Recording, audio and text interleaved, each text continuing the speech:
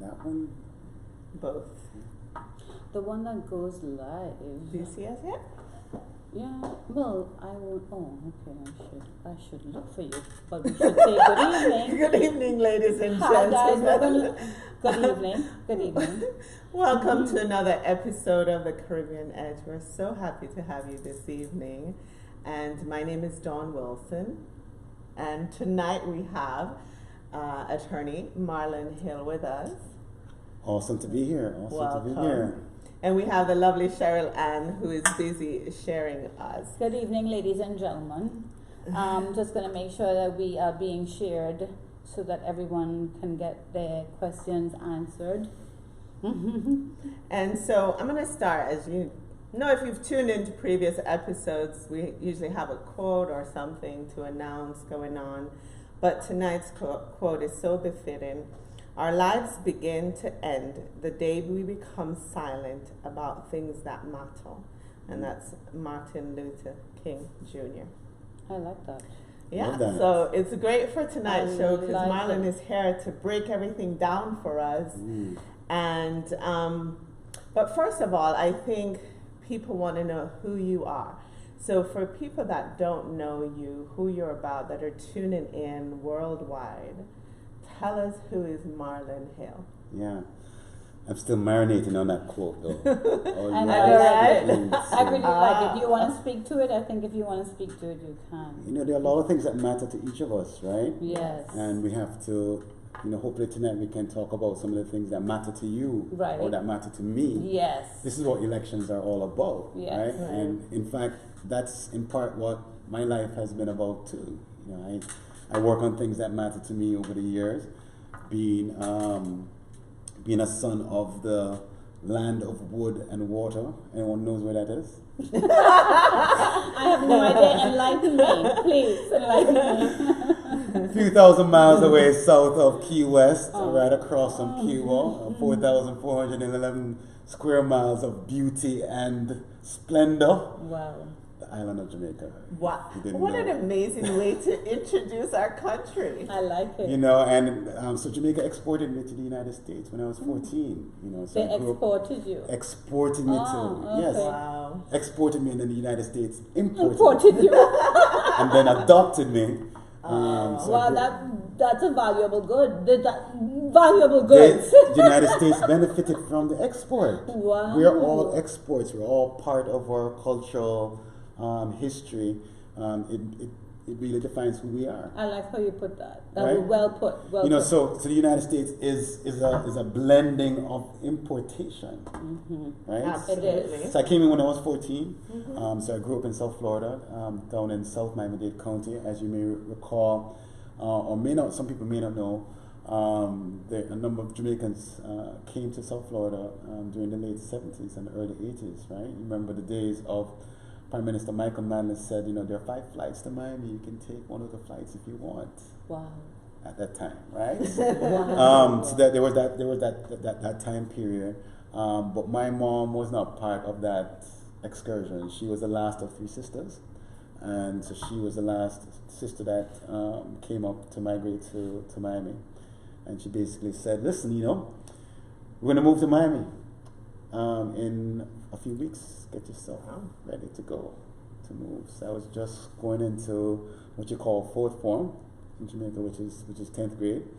And so we moved to Miami and got dropped right in the middle of South Miami Heights. And you know the acclimation, you know, skinny kid with black, with a huge accent.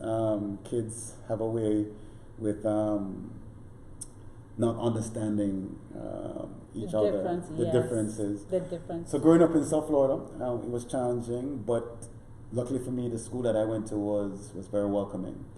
So I finished high school here, went to Florida State, came back home after law school. I went to school in Costa Rica for a little bit during college, and spent a year learning Spanish and studying international business. Came back, and then finished law school, and then came back to Miami. And then law school gave me the job and the opportunity to come back to Miami and to start a career. Didn't have a job. Like any good Jamaican, I had about 3 jobs. Right?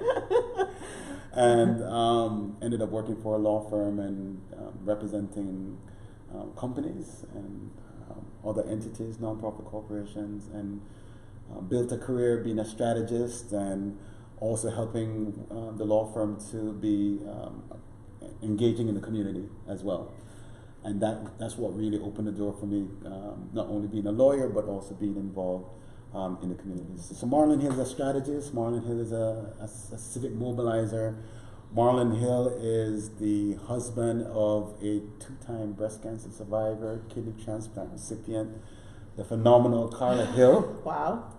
That I met during college. We have a long story there. We're going to have to come back for a different show to kind of talk. Carla on. Yeah, to talk about that. So bring her on for that. So being when you're in your profession, you're doing the things that your company needs you to do, or your organization needs you to do, but there are things that you care about in your community. I care about new immigrants integrating into society, so that I did a lot of work with citizenship drives and informing new immigrants. I cared about small businesses and the opportunities that they have, so I did a lot of work with advocating on behalf of small businesses. I care about young people who are of Caribbean descent in college. So to this day, I was a college student of Caribbean descent, and I continue to be a mentor and advisor to Caribbean students all over the state, right? So there are challenges there, so I care about that. Yeah. Carla is a breast cancer survivor, so as a caregiver, I care about breast cancer awareness. So those are some of the things I don't stay silent about, right?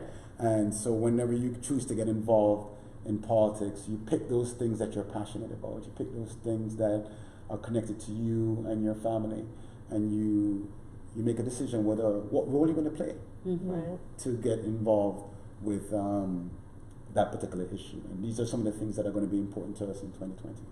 So health is definitely important, especially as we're getting older. And I don't know about you guys, but it's like everyone I know, every time I turn around, someone has a critical illness, right? And it's younger and younger, 40s, 30s, we're finding that. So I know you've been married 22 years. Congratulations. Thank you. Obviously dedicated to a beautiful soul. I'm sure, like any other journey, it's been difficult at times, but being there for her as a husband, big respect for that, for you both and for your love. So tell us, how involved do you get? Like, what are some of the things that you do, especially because it's so close to you? Yeah, I think it's very important for us, especially coming from immigrant families, right? We're here on the Caribbean edge, and what is it that puts us on the edge in terms of gets us involved in different communities? Whenever you move with your family, whatever community you're going to come into, it's very important that you know exactly where are you really? When my mom first got here, she didn't really know how to navigate. She didn't really know where to go for a job per se. She was just making her way. And this is one of the reasons why I care so much about new immigrants and how do you adjust, right? Do you live in a city?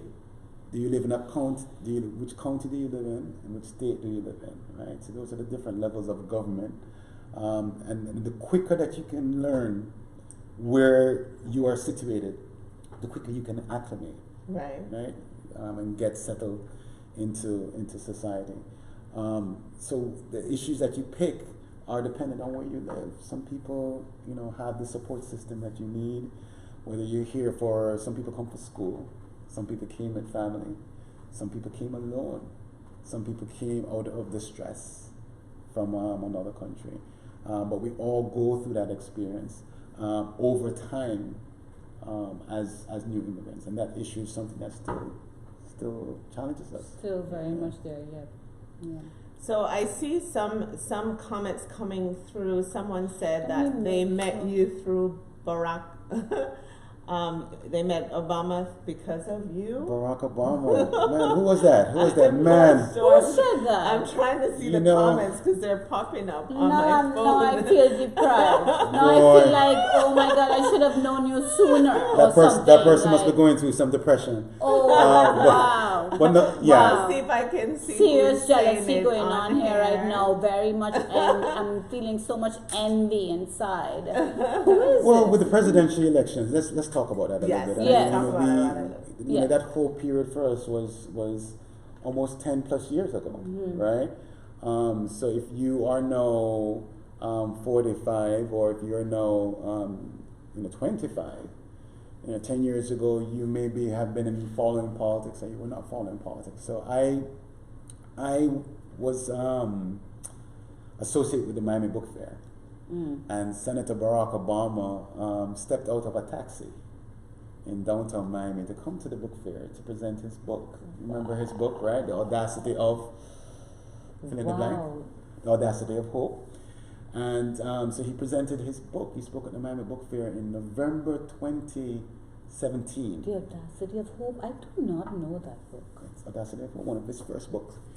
And so we had a reception to welcome him at the Miami Book Fair, and he sold out the Gusman Theater, which is located on Flagler. And then a friend of mine contacted me. His name is Kirk Wagger, an attorney friend of mine. He was associated with the campaign, or the developing campaign at that point, and invited me to get involved. And we started to spread the word on this person who was about to make an announcement, as you may recall, in January 2017. He came to the book fair in 2016. I may have got, so the year before. Okay. And so we started to raise money and to introduce people. And you remember that there was a battle between who was going to get the nomination. Right. The presidential primary. Now we have 20 nominees. Back then you had only a couple. Yes. Right? So everyone, I talk about that everyone favored Senator Clinton. Yes. At the time. Yeah. Right? Families were split, including my own. Yeah. So I was introducing friends, and I don't know Including who. your own. That was Gina who said Yeah, that. so Gina. I was introducing friends to Gina. getting involved in the campaign, and we were hosting little mixers, and who was this skinny little guy with a funny name? So we had a number of we had chefs for Obama, we had DJs for Obama, we had different types of fundraising events, and then over time we built this momentum. Yeah. And you remember through the presidential process, Democratic nominee process, you have to get a certain number win certain caucuses. Yes. And you have to get certain delegates. Yes. And who has a certain number of delegates to win the nomination. Yeah. So we're about to go through that again. Yes, we are. It's going to be even more complicated. Yes. But that was an interesting time. And then so he was able to mobilize enough delegates, the caucuses, and to win the nomination and to deliver in the summer. The convention was in, I think it was in Charlotte. The first convention was in Charlotte. Wow. And that was in summer of 2017. Yeah, summer of 2017. No, she says he speaks highly of you. Yeah, Senator Obama, we miss him. To say the no least. Impeachment there. To say the least. Not shaded. Yeah. Okay, so someone did speak of impeachment. One of our viewers, Ken Ritchie, asked your thoughts on that. Impeachment is it's an extraordinary legal proceeding. If you're going to speak about impeaching anybody from a family, impeaching anybody from a business, impeaching anybody from a non-profit organization, impeaching anybody from a country's leadership, is extraordinary. You better, don't bark if you're not going to bite. Right. However, if there's sufficient evidence to present itself where the law is broken, those that we elected to be our representative have a constitutional duty not to overlook when they see evidence of the law being broken. We have a Democratic House and a Republican Senate. The likelihood of it passing both houses is going to be extraordinarily Next to zero. Not next to zero, because we don't know all the facts yet. Right. Remember now, CNN and MSNBC, they are getting the facts like everybody else, Yeah. right? So you have to go through the process. Right. But we have an election in 2020 next year, so the biggest impeachment process that you have is on the ballot on November the 3rd. Right. Right. So let's talk about the ballots. Yeah.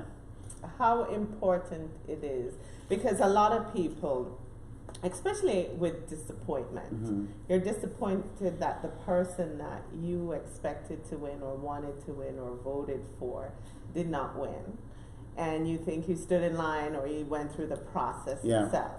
So what would you say to encourage those of us that are somewhat discouraged that our vote doesn't make a difference? Your vote always makes a difference. Mhm. Always makes a difference, right? Mhm. It's not something that you should compromise. Right. You should. I mean, we work so hard to go through the process of citizenship. Or if you're born here, your vote is the ultimate source of power. Right. When you don't utilize it, you give away the power. Mhm. Right. And then when you use it, you need to feel confident that you utilize the power that you know best. And the power is done when it's done collectively, Mhm. right?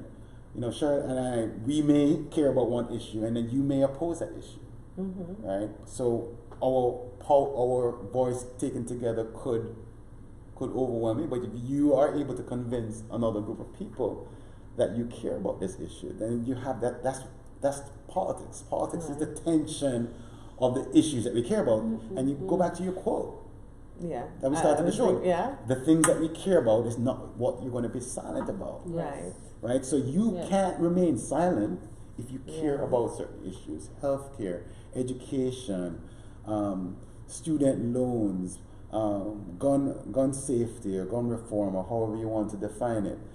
You pick the issue. In the context of America, there is a plethora of issues that we can't remain silent about. So 2020, the elections, presidential election, you have the off-year election. Last year was 2018. You have the gubernatorial election. The turnout is usually not as high as the 2020, the presidential election, right? So we are going through a democratic process now to pick a nominee to lead the country. Mm-hmm. So you have the president, you have the governor, you have the mayors of your city and your mayors of your county, you have your city commissioners, you have your city councilmen. These are people that you're picking that represent you for the things that you don't want to be silent about. Right. And the only way for them to speak up on those issues is for you to communicate to them why it's important to you. To you. Well said. Very well said. Right? So you have, let's say you have 20 people running for the Democratic nomination, now down to 10. Mm-hmm. Each debate that goes along, they increase the threshold for them to qualify by poll and the amount of money that they raise. Right? And their job is to convince those people who are registered Democrats who are going to vote in the primary on March 17th here in Florida, and then each state has different dates. Iowa's first, New Hampshire is going to decide, and then you'll see who is going to win the certain amount of delegates that they need for that particular state Right. as you Okay. go along, because Right. it's going to start in Iowa in January and then go all the way down to June, before you know where all the states have voted and who is able to accumulate the necessary amount of delegates. Who do you think? Who do I think? Boy, that's a great question. I know. So- Who do you So think? it's a great question. I'm sure we have some people there. So I have a top 5 Mm-hmm. that I think will rise to the top. I think that the top 5 is going to include Kamala Harris, Mm-hmm. Pete Buttigieg, Bernie Sanders, Elizabeth Warren, and Joe Biden. Yeah. Not in that order. Right. Not in But that top order. 5. Not I'm in that with you right And there. Yeah. when you look at what things that people are not going to be silent about, be Mm-hmm. very, very mindful of what is going to motivate the passion. Yes. We saw the strikes this weekend on climate change. Yes. Young people. Yes. Young. Yeah. 18 to 25 Yeah. passionate about not being Yeah, silent yeah. about the climate crisis. Yeah, Mm-hmm. yeah. Is that going to drive them in numbers? Because you remember now, Oh, yeah. you have, let's just say in Florida, we have 14 million registered voters in Florida, Yeah. right? We have 1 million registered voters in Broward County, 1.4 in Dade County. The percentage of young people is significant, Yeah. but it's based on the passion of their turnout. Yes. I Right. want you to remember this. If anything It is. else, if you don't remember on this talk, Mhm. elections and politics are all about the percentage of participation. Mhm. The percentage of participation. If you have 10 people in your family, Mm-hmm. what percentage is participating? Right. Yeah. Just focus on your 10, Yeah. Yeah. right? So we talk about other issues for the folks who are 25 to 45. What do they care about? They have kids. Mm-hmm. So Gun control. Gun control, Yeah. student loans, keeping them on health care, right? Mm-hmm. And then you have the family members that are 45 or 50 and above. What do they care about? Healthcare. Health care, right? So there are going to be different motivating factors as Right. or economy, Mhm. jobs, Mhm. right? Or not just jobs, the lack of jobs, but the state of the economy. Yeah. So going into 2020, what are the issues that you care about?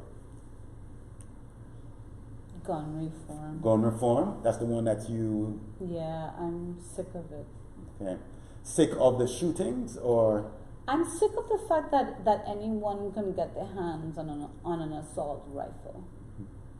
So I want them to start restricting to some degree the background checks. right, okay, I mean, anyone can put their hands on an assault rifle. I don't care if you have like a gun, a regular revolver, I don't care, but an assault rifle where you can kill so many young innocent lives at such a quick pace. right. It breaks my heart. What's your issue? Breaks my Oh heart. my, I have a lot of issues. You have a lot of, what's your number one that, That's my Oh, number God. one. that keeps you up at night? I think health. Health is a big one for me because it impacts so much. I'm talking about mental illness. I'm talking about so many people that don't have insurance or can't afford it. I mean, even if you're working, you can barely afford insurance and your deductibles are out the roof. And as we get older, we're concerned not only about our own health, but we're going to start to have our grandchildren. Some of us are having grandkids already. So I think even the group range you gave us just now, some of those issues are changing because as the 50-year-olds, 60-year-olds, we're caring still about our grandkids, about school and health and everything else. But I think health is a big one for me. For me, health is definitely a big one for me too in terms of long-term care and having access to it. I'm struggling with trying to figure out a solution for student loans as well. Oh I mean, gosh, that don't get me is- started. That is something that is still burdening Yes. a number of us Yeah. as well. So going into 2020, this is what we need to start getting focused, right? Because ultimately we're going to be picking up the remote control, and there's going to be a lot of noise in the news. But people need to remain focused on figuring out what is it that I care about, Right. the issues. Which candidates are carrying the torch for my issue? Yeah. Pick a team, man. Pick a team. Mm-hmm. Don't be shy about picking a team. Right. When I sat down and I met Barack Obama, it's not that I didn't like Hillary Clinton or agree with her. I just felt a greater connection with Yes. him Right, you and could his relate, his relation. core values. Yeah. Right? So who do you relate to? Watch the debates, ask these questions, right? Because here in Florida, you're going to be deciding in the presidential preference primary, right? March 17th. That's the primary, right? You need to be registered to vote 30 days before that date, right? So that's the first date that you need to remember in 2020. The second date that you need to remember is August 18th. That is the primary election where most of the local elections are going to be decided. Judges, the state races, the county commission races, the one that I'm running for, and then also other mayoral races throughout the state. And then in that election, folks are going to be choosing the Democratic nominee or the Republican nominee for the general election, which is going to be November the 3rd, which is going to be the next important election day that you need to be aware of in Florida. In other states that some of our viewers may be watching, you need to know what your key dates are. Right? So you need to be ready. I was glad to see that, Dawn, that you received your notification from the Broward Supervisor of Elections where you live. Way early. So you live in, I don't want to give out your location. You live in Tamarack in Northern Broward County. And then you received a notification. This is came from the Broward Supervisor of Elections. Good job, Broward Supervisor of Elections.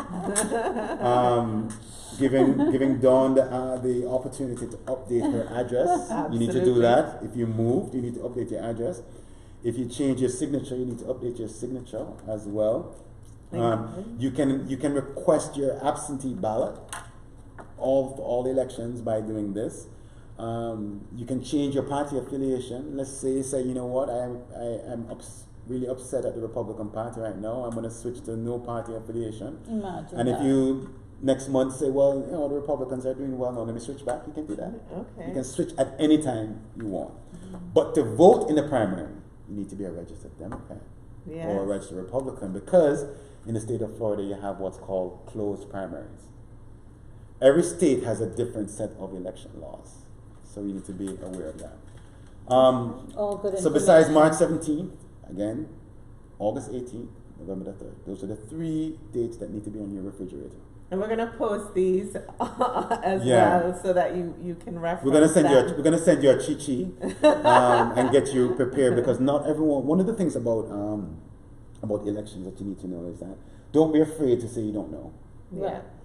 Get the information, ask questions. There are different experts in your family, in your circle of friends. I usually send out a recommendation list of candidates and issues. I give explanations, I give links to information I give links to editorials and op-eds so people can do their own research, but they can see some of my recommendations. You should do that. So where do we find you? For our viewers, where do we find you? So find me personally, just go to marlonhill.com. So I'm going to be on the ballot on August 18th, right? So I'm running for Miami-Dade County Commission. So Miami-Dade County is one of 6 or 7 counties in Florida. So you have Miami-Dade, Broward, Palm Beach. You have 6 or 7 different counties. Miami-Dade is the largest one, 2.8 million people, has a $9 billion budget, is a significant government structure. So I'm running as a county commissioner in one of the 13 county commission districts. So marlonhill.com, you can find me there. Send me a note. If you want to reach me at the law firm, you can also reach me at the law firm at Hamilton Miller. Law.com. Next year as well, Dawn, something important people need to know. You know about the census, so the U.S. Census. Have you ever responded to the census? I have, yeah. Did you respond to it in writing, or when someone knocked on the door, or in writing? In writing. So the census is done every 10 years. Someone knocked on your door. So it's done every 10 years. It's a very important part of our constitutional process in order to count the number of people, whether or not, irrespective of their immigration status. Knowing how many people live in a particular geographic area determines how the government allocates resources and money in the budget, right? So if in Tamarack the population last year was 50,000, but this year it's now 70,000, Tamarack can make a case for additional funds for certain things. Okay, Marlon. I'm going to raise this question, which I'm sure a lot of people are probably wondering this. With ICE on patrol right now, you know, people are going to be scared if you're illegal. That is an issue. I'll be honest with you. That is an issue. Unfortunately, the courts decided against the government asking the question or not, on putting the question on the census as to whether you're a citizen or not. People are still going to be reticent to respond to the census, but I'm saying to anyone, I'm sure some of you have friends who are undocumented. Let's talk the truth, right? We know these people who are here, family members, friends, maybe even some co-workers that don't have their paperwork straightened out, respond to the census. It is illegal to have someone's immigration status be used against them, or for them to not respond to the census. Okay, so that's good. Yeah. Good. Glad we raised the question. And if anybody step on your toe, call a lawyer. You know one right here. We will get you the help that you need to respond. But the census is going to be April. Okay. You can respond in writing. You can respond on online as well.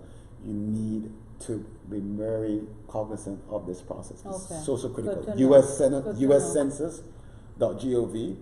And if you go to that site, uscensus.gov, it has such great information on demographics, and if you're marketing or you're trying to figure out how many families above a certain income range or income size or family size, you can get that information publicly free. Can you respond to the census online? Yeah, they're going to be doing that as well. Great. And it's also important that when I fill it out, I self-identify Black, but I write in Jamaican.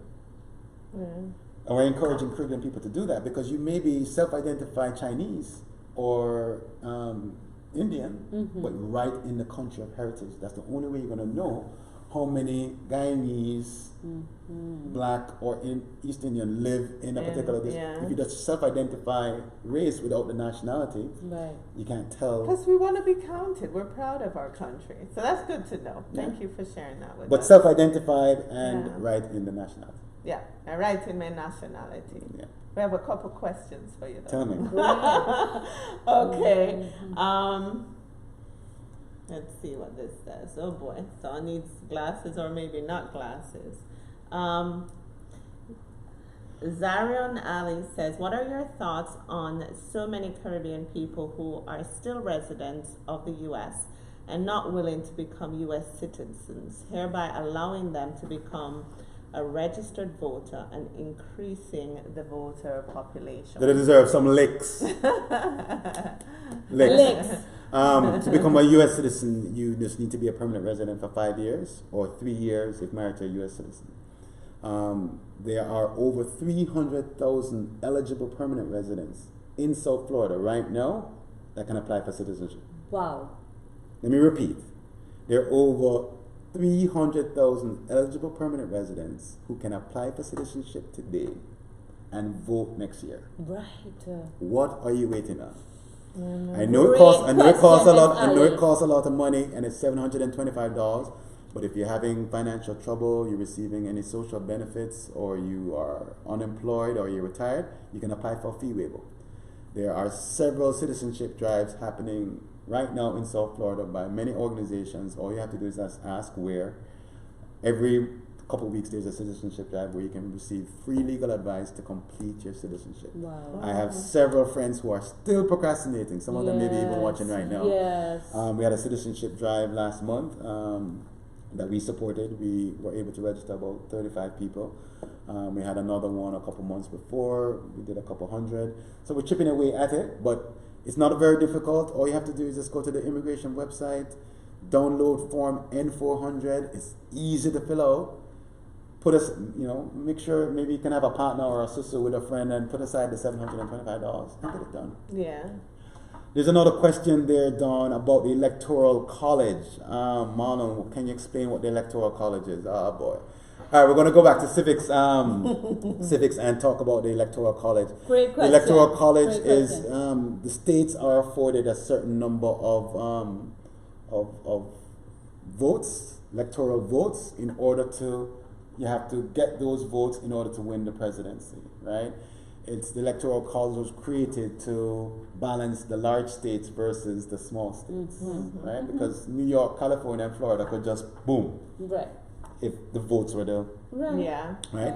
So to win the presidency, you have to get 271. Some people believe that the popular vote should prevail, but the popular vote coming from where? So. You can go back to the founders and argue about that, but that's the Electoral College.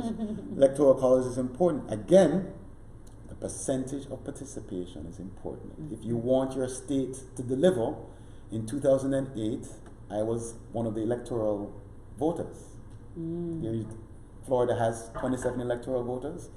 The person who wins the state gets to appoint 27 people to go and sign the certificate, giving that state to Barack Obama as one of those 27 people. Wow. I had the honor. That was great. Yes. So these are Wow. actual people that have to go to officially, legally certify the state that that person won. So that's the electoral college. That happened in when President Barack Obama won his first term. Zahi is asking, we need to have a citizenship drive in for Miami Carnival. Citizenship, that's a great idea, Zahi Ali. That's a great idea.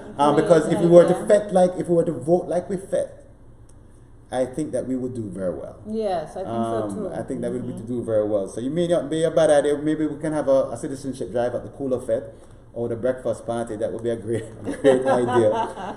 Gina was saying we need to have Marlon on the Caribbean edge again and again before 2020. Okay. I agree with that, Gina. A little follow-up. A reminder. Dwayne says here, in Marlon, what are your priorities for District 9? Great question, Dwayne. Yes. Dwayne Anderson, that's my good brother he's from, my good brother from college. He went to school in Tampa. I went to school in Tallahassee. My priorities. I believe that South Dade is so far out and disregarded. I feel it's also neglected, and I want to change how much people know about South Dade. Sometimes you know how the broad folks says, "And coming south is too far." Yes, it's another country. It's another country for these Broward folks. No, how far did I have to drive to come here today? Right. It's another country. No, I think it's another country. We have to treat each other with a little bit more empathy for where we are and what the challenges that we have. So I believe one of my priorities is to elevate the fact that we have shared challenges and we have shared dreams no matter where you live, and then identifying that. So for District 9, more people live in District 9 in Southwest Dade than work in District 9. So they have to drive away to go to work. Right. How far you have to drive to work? Okay. 7 minutes. All right, my point, exactly. Yeah. Think about how much that improves your quality of life. Oh, absolutely. Think about the legal assistant that works at my office, downtown Miami, but has to drive 2 hours and 15 minutes. Yeah, I couldn't. With 2 kids, a single mom. Yeah. Right? That's a priority. We need to have more economic opportunity doing in South Dade, where people can work a little bit closer. The price of housing is a problem. We have a housing affordability crisis in Florida, in South Florida in general. I definitely want to work on that. I also want to work on things related to our public spaces, and making sure that our kids have a safe place to enjoy their family time and for after school programs. All communities deserve nice things. Yeah. Right? But not all communities have nice things. Right. Why is that? Right? So equity is something that I care about, right? That I'm not going to be silent about, right? We need to try to, I'm not saying that everyone is going to be on par with anything, but if we're a family and we put our taxes in a pool, you're in Broward County, I'm in Miami-Dade County, we should be able to have a conversation as to how to ensure that all families, all communities have access to some of the things that we care about. Right. Quality of life, safety, economic opportunity, healthcare facilities, public spaces, park programs, right? But not all communities, we can say, have that ability. What other questions we have there? How do I become one of those people? Oh, that's Gina. So let me ask you this one though. So you said we have to, you have to have equity, right? So one of the things that I like about you is you notice I didn't say equality. No, it's right? Right. Equity is a different. Yes, right. very but different. one of the things that I like is you come across as someone that really cares and personal. You're in the community. So it's not just, I feel like a lot of people, it's about their desires. So they may have the equity, right? Yeah. But how they use it makes a difference. So Right. it's about the person that's in place, right? Because if I have money to spend, Mm-hmm. my opinion on how it's going to be spent Right. matters. Totally. But to get someone in place that's not just about what matters to them, but the entire community, Absolutely. which is why we Community. vote for That's people. such a great Yes. point. I mean, Yes. and the folks Yes. who show up to vote Right. sometimes have a greater say for the folks who are silent. Yes. Yeah. Right? So for me, Yes. I went to a Jesuit high school Mm-hmm. in Jamaica, and I learned very early on, 11, 12 years old, servant above self. Mm. Always, right? Servant above self. Mm-hmm. When I came here to South Florida, the Catholic Church provided a safe place for me, servant above self. So anything that I've been doing has always been about service above self. Mm-hmm. And I think that's very important for us to kind of think about, because when you live in a community, you sometimes you drive by communities that you hope that you don't have to have that type of sufferation. Yeah. But and when you grow up in a country like Jamaica, or I've gone to several Caribbean countries, and we see these communities that whether you're part of it or not, and even here in the United States, right? Oh, When yes. I've traveled to Brazil and Costa Rica, you see the haves and the have-nots. Mm-hmm. Mm-hmm. The have-nots want the same haves Mm-hmm. Yeah. and the same needs, right? Mhm. How do they get there, right? And we can talk about history and why this exists in certain communities. More often than not, communities of color. Let's be honest about Mm-hmm. that. But the service of looking at things that you care about and the power that you have, right? The power that you have to influence change should not be understated. You don't have to have a title or a big bank account, right? When you exercise a vote, I mean, that is the most powerful Yes. currency. Yeah. And then when you don't use it, and then you multiply that by the countless other of people that are not using it, that's when you run into challenges of things not moving in a direction that's good for the majority of people in a particular community. So for me, in terms of priorities, my whole goal with this campaign is, one, to help people to understand and to be informed about what a county commissioner does, the difference between a county commissioner, a state representative, a congressperson, or a city councilman. Because there are certain powers that I have. I have the power to oversee the direction of the airports and the seaports. I have the power to oversee what type of transportation plan we're going to put together. I have the power to oversee our water quality. I have the power to oversee how will our public health care facilities grow or not grow. As a county commissioner, I have the power to oversee what development is over here and what development is over here. So, right? So when I communicate with the hundreds of thousands of people where I live, I'm going to get a sense by informing them what direction do they want their community to be reflective of. Right. And then my job as a leader is to channel that, getting as much input and collaboration as possible to move that community in the direction that they want to see.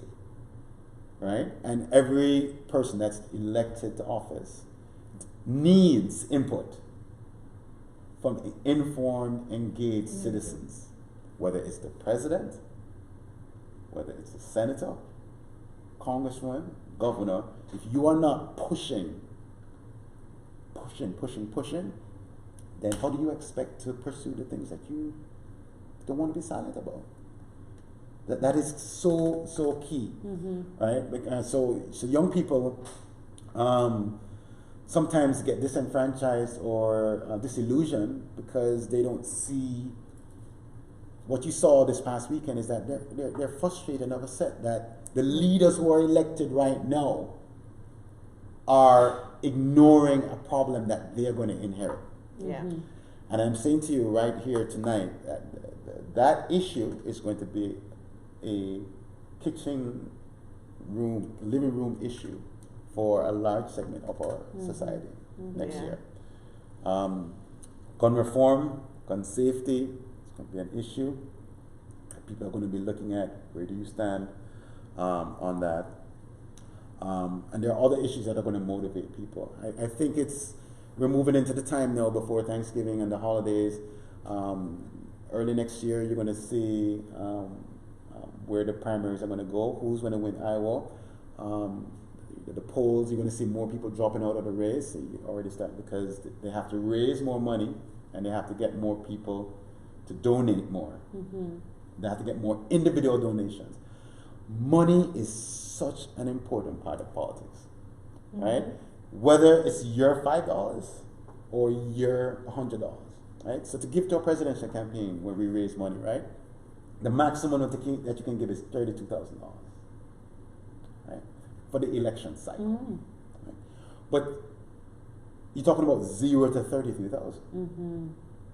So how many people do you think can write a $32,000 check? Not many, right? So that was the battle between Barack and Hillary. She had more people that could write those big checks. Right? My grandmother, for 2.5 years before she passed away, wrote a check to Barack Obama for $25 per month for 2.5 years. Wow. What if there were 1,000 of those grandmothers? That can do that. Right? So money is very important because campaigns have to have fuel. You have to buy flyers and palm cards. You have to hire staff. You have to have office space. You have to buy ads on radio and Facebook ads and social media ads. You have to buy equipment. You have to. There's so many resources that you need to win any election. So raising money is. So once you pick a team member who is carrying your torch on the issue that you don't want to be silent about, you have to do 3 things.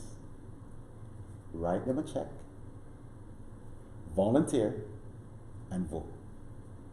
Right? And if you care about healthcare, then who are you recruiting as part of your crew to be as vociferous about healthcare as possible? Right. Right? And that's the real essence of politics. You are gathering your crew, your massive, your people, right? To say, okay, we want to make sure that this policy is, let's say you wanted to maintain college students on your healthcare plan above a certain age, and you want to make sure that your kids are covered. If you are passionate about that, gather your people. You want to write them a check. You need to ask the candidates the questions, and then volunteer for them and you vote. So that's what we did with the Barack Obama campaign. We raised money, small and big. We got people excited to volunteer, people like Gina and others. And then we started to organize in terms of getting all people to vote. The percentage turnout is so key. Right? If you have 10 people, I need you to have 75, 80, 90% turnout. 100 if you can. Yes, Right. 100. Because election, because you remember now, President Obama, Barack Obama, won his election only by 1%. Yes, I know. And President I Trump, do who's the remember president, only won his election by I don't 1%. know. Oh, Trump is 1% too. So if people want to donate to you, Yeah, so I'm in the middle of my. Thank you, Don. I mean, my election is coming up in August 18th. There are other candidates that you will see out there that are on the ballot that you're going to hear from. Judicial candidates, they can't ask for donations. They because of the judicial laws protocol. You have state house races. So to donate to me, just go to marlonhill.com. The law for county commission races, the maximum that any person can give is $1,000. So you can give $1,000 one time, or you can give $1,000 over 10 months, $100 over 10 months. You can give $25, whatever the amount, but you can't give more than $1,000 that a person or a company. So if you have a company share, your company can give $1,000 and you can give $1,000. okay. Right? And then you decide on your budget. So I'm in the process of recruiting people to support my campaign and also to vote for my election. Though you have to live in district now. Right? But to volunteer or to donate, you can be a U.S. citizen and a permanent resident anywhere in the world. I just got a donation from a friend from Port of Spain. He's U.S. citizen, he's working in Trinidad, but he sent me a check. Wow. So if the person lives outside the country, not a U.S. citizen, they can't donate. Can't Okay. donate. Only U.S. citizens or Good to permanent know. residents, wherever they are in the world, can give to any U.S. election campaign. Okay. Yeah. Any other questions there? Are we looking at the next African American president? See this? I don't know about that. They're going to have to change the constitution to do that, Joan. I'm not born here, so they're going to have to. You're going to have to. If you don't want to be silent about that, change the constitution. Exactly. And Joan says she hopes you're So Ken Ritchie says, I like Bernie idea about taxing billionaires. So that means we're going to tax you then, Ken.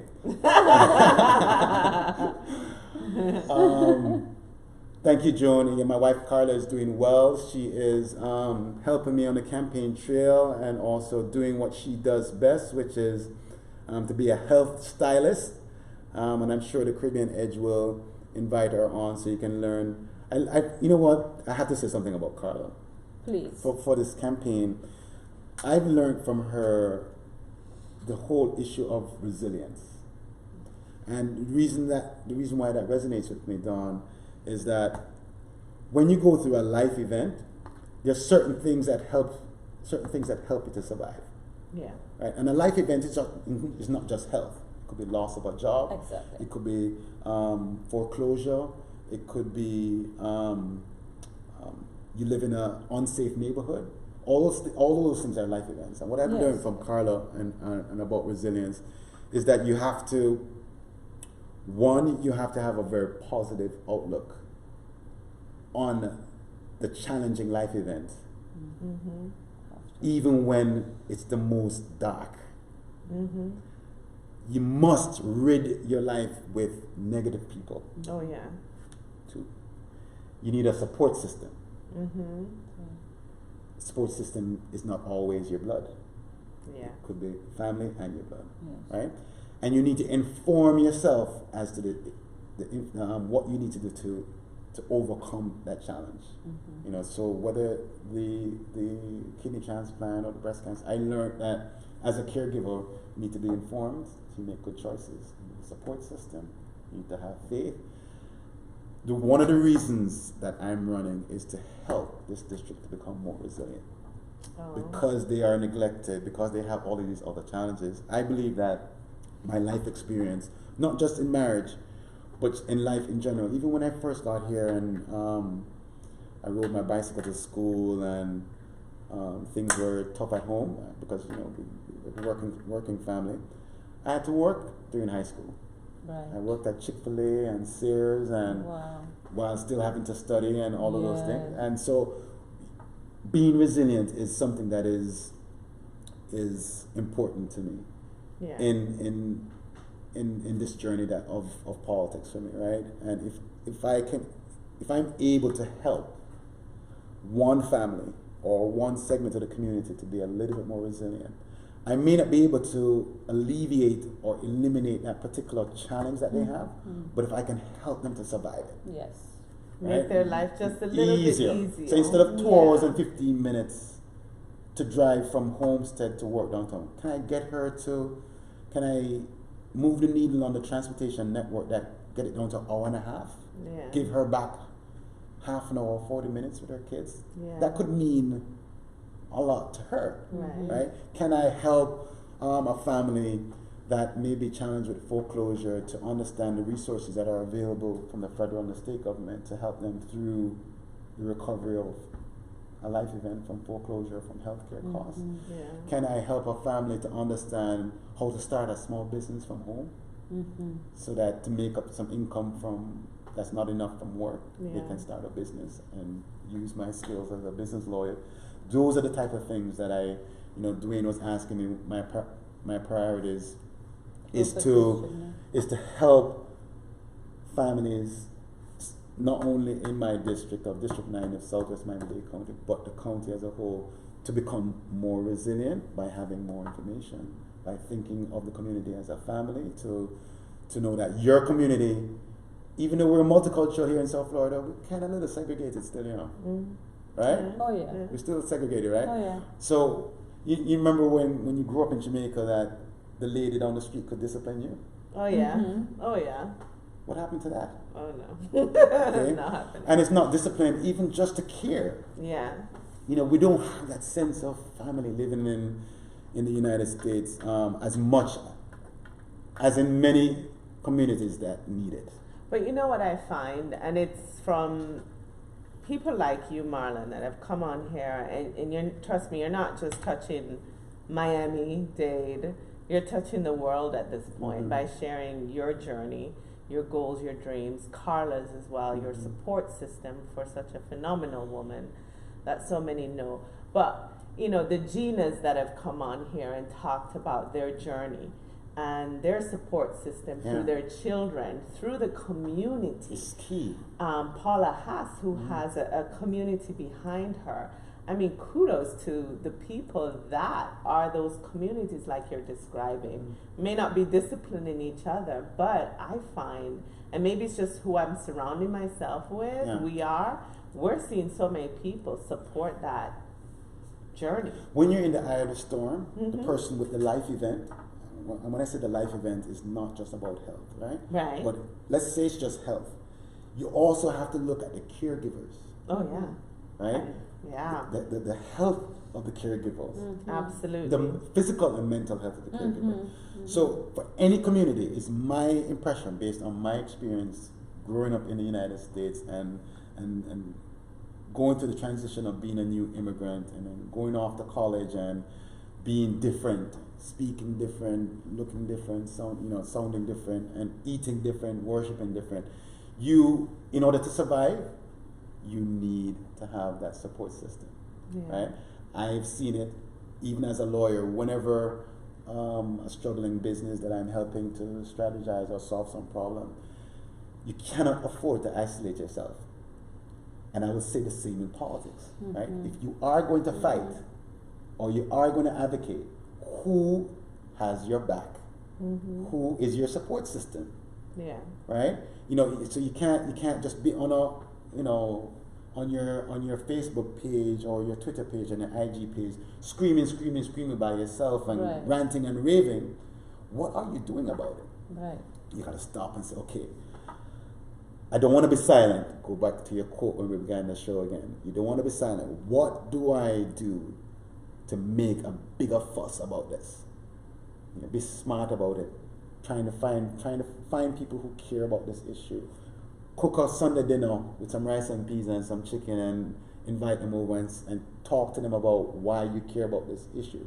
Are you willing to put your checkbook or put your volunteer time? These are how movements start. Whether it's climate change, whether it's gun reform, whether it's health care, whether it's the way in which kids are bullied in school.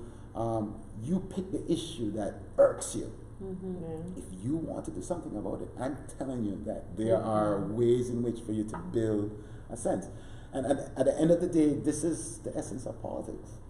It's not something that you should be afraid of, right? Because politics is the process of going through the tension of the difference of opinion to get to a solution that benefits the largest amount of people. Not everybody going to be happy. Right. Because that would be utopia, right? Not everybody's going to agree with your approach of no assault weapons. Right. Exactly. But the polls tell you that most people think that is a good idea. Yeah. So what's preventing us from doing it? Right. Right? Yeah. Most people think it's a good idea to have long-term health care for pre-existing conditions. Right? Why do we want to change that? Right? So you pick the issue, you can do something about it. And one of the things that I'm trying to teach my community and people that I come in contact with is really how to just arm yourself with the information. This is why I'm saying that it's time for us now to get focused on 2020. I know there's a lot of noise in the tweets and and the name calling and all of that. But at the end of the day, you need leadership to get things done, right? And if you're going to be tweeting your life away through noise and not getting things done, then you need to go on vacation and play golf or whatever, right? I'm not referencing anybody who that may apply to, but what I'm saying is that next year, 2020, you cannot afford to sleep. Yeah. You can't afford to fall off on this. You may feel, a lot of people right now, I know, are fed up and say, you know what, I don't want anything to do with it. You know, I don't want to have this conversation. You know, there's too much noise going on. That may be so, but there's going to come a time in the next few months that you're going to have to start getting focused and saying, okay, put on your blinders and get ready to prepare, inform yourself, pick a nominee that's going to fight for you. Yeah. And if your nominee doesn't get picked, but they believe in the things that you care about, go fight for them. Yeah. Donate to them. Volunteer for them. And this is not going to be a 2008 feel good about Barack and Michelle type of election. This is going to be a little bit untidy. It's going to be a little bit uneasy. It's going to be a lot uncomfortable. But it's not something that you want to fall asleep on. Because you're upset or you're fed up or you're disenchanted, because it may cost you. Right. That is my warning. And they're making it easy by sending you the ballot so you can vote by mail. You have early voting and you can physically go in and vote that way as well. So any parting words, anything we haven't covered that you want to cover? Well, you know, I think that you need to pay attention to your local elections, your city elections, county elections. A lot of things are happening there. Again, I want to remind everyone that you need to be registered to vote, 18 years old. If you have any history of criminal history or a convicted felon, you can register to vote now in Florida. You need to know the rules in your particular state as to the deadlines to get yourself prepared. It is your duty to be informed and prepared, even if you have to ask questions, to do the homework. Don't not participate just because you don't have the information. That's the easy way out, and it's kind of shameful. And we need to shame our friends and family who abdicate the responsibility to be part of the process, because they could be giving up the power of what you care about. Yeah. And it could be life or death, right? So you need to prepare yourself for that. If you are a permanent resident, and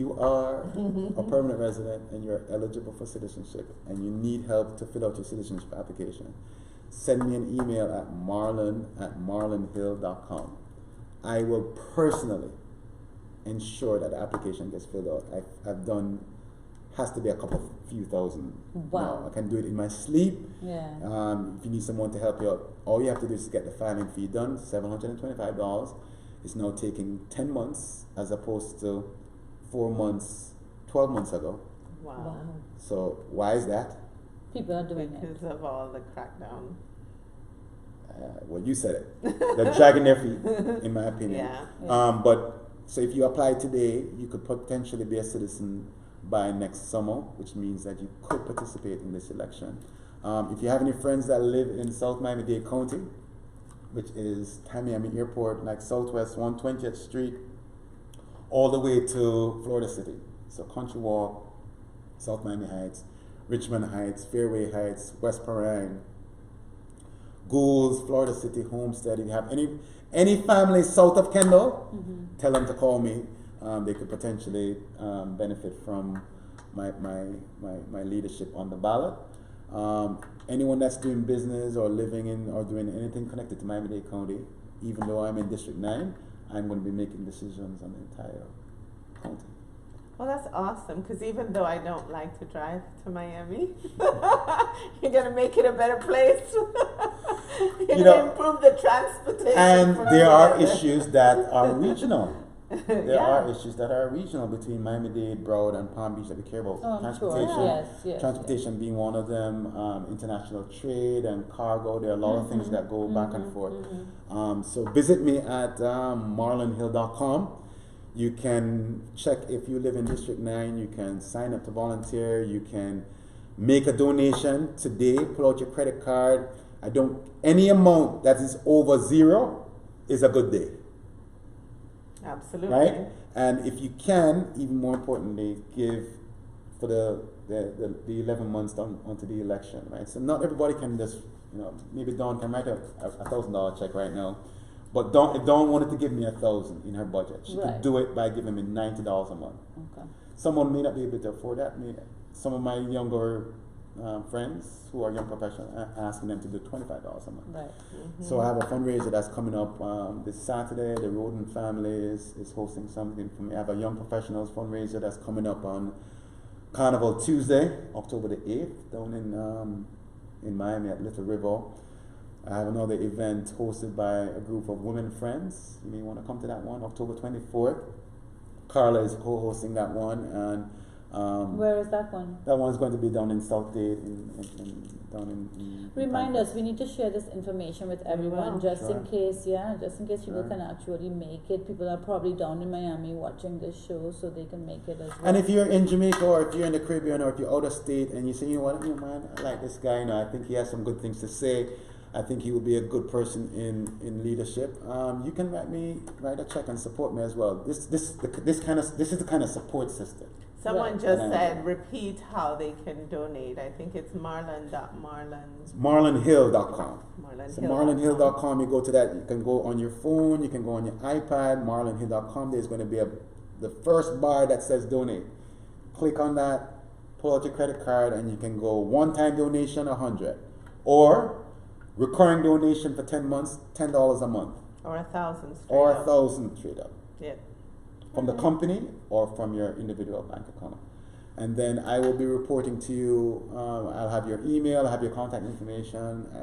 You'll be able to watch my progress to see, August 18th, can I get 50% plus one? If I don't get 50% plus one, then I need to be in the top 2. And then I'll be in a runoff on November the 3rd. Okay. Right, so the key is to spike the ball, as they were saying, volleyball. On August the 18th. On August the 18th, and to be able to be the next commissioner for Miami-Dade County, the first person from the English-speaking Caribbean to be voted onto the County Commission, District 9. Nice. Well, congratulations. Thank you. And thanks for your hard work. We definitely appreciate it. No, it's fun. Many times as well, being a lawyer, I love being a lawyer because you get a chance to not only solve challenges but to make dreams happen. Mm-hmm. And I am excited about the opportunity to bring that experience to this role. Win, lose or draw, I'm going to continue doing what I'm doing. So being a county commissioner, the term limit is 4 years for a maximum term of 8 years. So I want to get in there, improve people's lives, leave it in a better place than it was before, and go back to being a full-time husband. Well, you have Carla right by your side, so that's great. So we're going to wrap it up, and we're going to ask Marlon, we'll go back in and share a lot of the specifics with you. Keep the questions coming. I'll send a cheat sheet on the calendar and the events. You can always go to marlonhill.com and be up to date as to what's going on. If there are any residual questions about citizenship or immigration or the U.S. Census or any legal issues that you may be afraid to ask in the chat, you can DM me. I do have a network of brilliant legal minds to help us out. Again, it's all about the support system. Absolutely. It is. All about the support system and putting pride aside and saying, you know what? I need help. Mm-hmm. Yeah. I don't know how to fix this. Mm-hmm. Yeah. Right? And I see a lot of our people in our community, it's in terms of their mental health, because they're just too proud to say, I need help. Absolutely. Yeah. Charlotte, any parting words? Absorbing it like a sponge. I honestly, you came on here and you enlightened, I'm sure, a lot of us on a lot of things that we did not know, but probably we were too afraid to ask about because we didn't want to sound like if we were unintelligent. I never paid attention to politics, never paid attention to any of this, because I thought it was just too much. It was so much information that I had to gather to be able to go out and vote and make a difference. But within the last 10 years, 10, 15 years, I started getting involved. Yes, I started getting involved and I started gathering the information little bit by little bit. But your priorities change as you as you get older, you get more mature, you want to know, you want to make a difference, you want to be a difference. We should not be afraid to talk about these issues around the dining table, around the pool deck, on the veranda. I do it now with my children because I realized when I was younger I wasn't really talking about it with my mom and dad. So I instigate that conversation with them so that they are aware of why. Maybe we can have a segment when I come back. We can have a mixture. We can have our own little straw poll. Yeah. A couple young people, a couple middle generation, and a couple older, and let's just have a conversation. You know how they have them sometimes on TV with the raise your hand if you care about. Yes. Because it's that simple. Because it's that simple. You broke it down. You broke it down like that. It's that simple. What do you care about? What do you care about? Carnival is coming up, right? Yeah. And you go look at the costumes. Everybody have a different taste. Yes. Some people like the wire bra. Some people like the sailor mask. Some people like, wear different types of boots, the feathers, or the different tastes for different. That's politics. Yeah. So I want to thank you for coming on the Caribbean Edge and joining us at the glass table, where we have open conversations, very transparent, as Joan would say. But for anyone that didn't join us at the beginning of the show, I want to end with a quote that we started with because it's so impactful for the show. Our lives begin to end the day we become silent about things that matter. Martin Luther King Jr. Yeah, and it's my hope that as 2020 approaches, that you will not remain silent about the things that matter to you, and that you will find your own voice wherever you're more comfortable or the information that you need. I will promise to come back on the glass table to, whether it's to talk about a particular issue. Maybe you can send the ladies a note as to an issue that's been burning you, and I can be pretty resourceful to find a speaker that could speak to that particular issue that you always wanted to learn a little bit more about.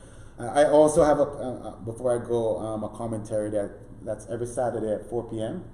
I'm on 12:10 a.m. That's called The People's Politics. I've been doing it for about 5, 6, or maybe 7 years. I have a commentary every Saturday, 4 to 4:12 p.m. I speak my piece and I have maybe a guest. So it used to be 8:18, now it's 12:10. It's on Caribbean Saturdays. You can get it on TuneIn Radio. You don't have to live in another county to tune in because it's Tri-County. Or if you live in another state, you just go to TuneIn Radio. 1210theman.com, 1210theman.com, and check me out at 4 p.m. every Saturday. I would love to hear more. And again, the email address is marlon@marlonhill.com. Thank you. Can't thank you enough. Yeah. Thanks for tuning in, guys. Don't forget to like us. Don't forget to share us. Don't forget to invite all your friends to join in and hear all about Marlon Hill and all of the other information we have to offer. Thanks. Have a great evening. Ciao for now. Take care. Bye.